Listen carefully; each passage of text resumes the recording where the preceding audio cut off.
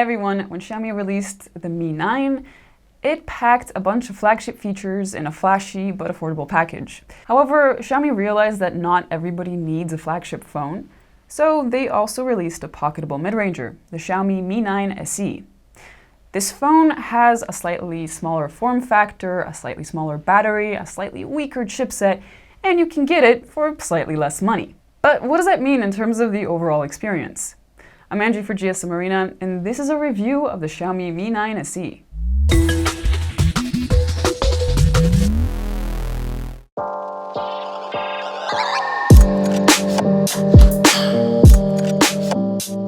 With a less than 6-inch screen, the Mi 9 SE is the most compact of Xiaomi's current 9s, and it passes for a compact phone nowadays.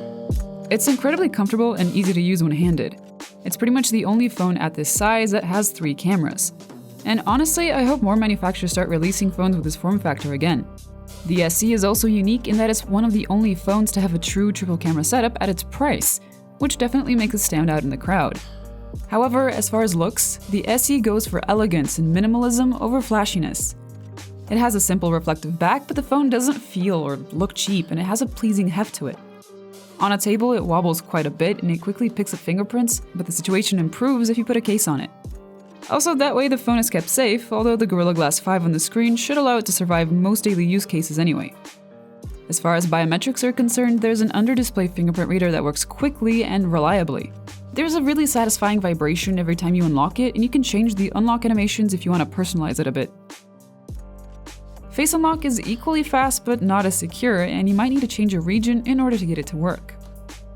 On the front, the bezels are slim and there's a small notch on the top. You can leave it on constantly or allow MIUI to hide it automatically, but the auto mode doesn't always hide it when you're watching YouTube videos. Other than that, the screen itself is a Samsung-made Super AMOLED, and it's plenty good. The Full HD panel has a decent pixel density at 432 ppi, and while its whites are way too cool when you start up the phone for the first time, if you switch it to the warm preset or the standard mode, the display becomes much more color accurate.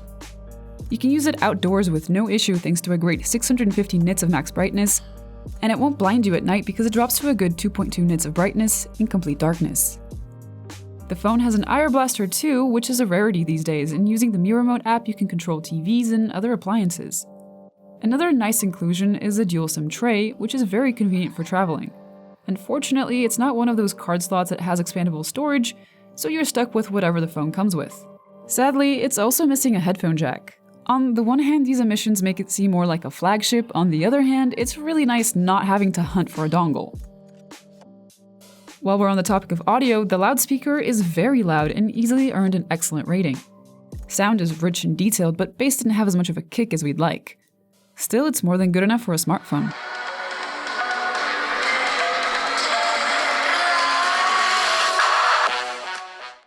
With the 3070 mAh battery, the Mi 9 SE got a respectable but still mediocre 73 hours on our battery life tests. MIUI supports dark mode, which might help you squeeze out a few extra minutes of battery, but more importantly, the SE supports Quick Charge 4+. You can charge the phone up to 47% in half an hour and up to 100% in an hour and a half. Performance-wise, the SE has plenty of power for daily use with the Snapdragon 712. If you want a true step up in the graphics department, the regular Mi 9 is probably a better bet, but naturally that comes with a step up in price too. The Mi 9 SE runs Android Pie with MIUI 10.2 on top. MIUI updates typically are pretty timely, so you shouldn't have a problem with future updates. There are a few nice 24-hour live wallpapers, and there's a limited selection of themes available. If you don't like any of them, you can get to the theme store if you change the region, but it's a little irritating that so many features are region-specific. Another little irritation is that MIUI has no app drawer. If you install a third-party launcher, you can get around this, but once again, it's a bit of a hassle. Once you get all these things set up, however, MIUI is very comfortable to use. Gestures are some of the best around, especially the back gesture, and the task switcher is nice once you get used to it. Of course, you can always switch back to navigation buttons if you need them. There's also a gaming mode that allows you to boost RAM, take screenshots, and record your gameplay. The Mi 9 SE sports the same triple camera setup that you'll find on the Xiaomi Mi 9T. There's an ultra-wide camera, a telephoto camera, and a main 48-megapixel main shooter with an f1.8 aperture. In daylight, the main camera does an excellent job when in the default 12-megapixel mode. There's a lot of detail, good color rendition, and it has a natural look without excessive sharpening. The dynamic range is nice and wide and it handles scenes with a lot of contrast quite well. You can also take photos in the 48 megapixel setting, but quality-wise you'd be better off with the 12 megapixel ones it produces. When you switch to the ultra-wide camera, the dynamic range and sharpness are very good. They don't quite measure up to what you'd get with the main shooter, and sharpness noticeably degrades in the corners, but these are still extremely detailed images for an ultra-wide camera. The telephoto camera, on the other hand, doesn't have a dynamic range that's quite as good as the other two. It has slightly less contrasty images that have a slight haze in difficult light and slight purple fringes in brighter areas. Details are fine and there's some noise, but that's to be expected considering how small the sensor is.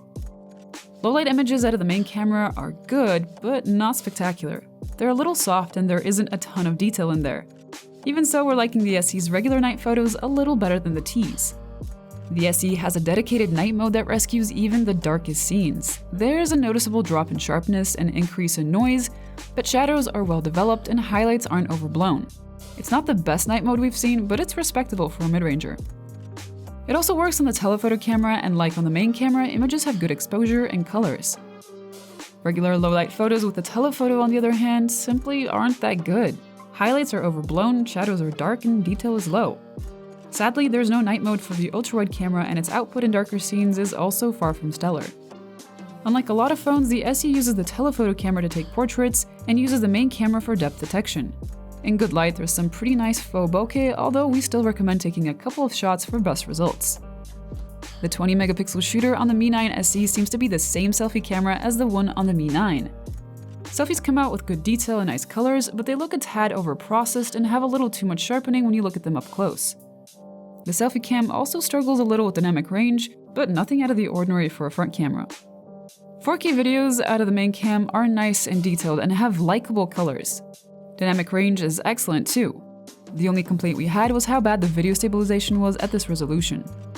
If you zoom out with the ultra-wide camera, it becomes pretty clear that the SE handles ultra-wide videos a little better than the 9T. Colors are more natural and dynamic range is better. 1080p footage from the main camera is also quite good, aside from the drop in resolution. They pretty much look the same as 4K videos.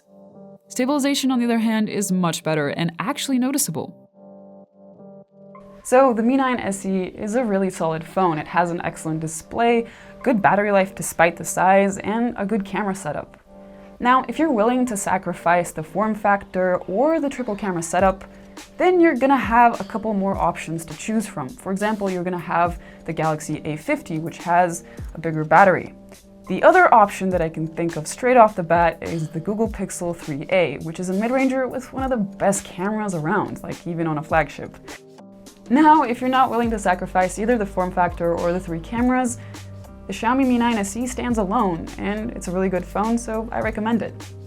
Thanks for watching. If you enjoyed this video, hit the like button down below, subscribe, hit the bell icon, and I'll see you next time.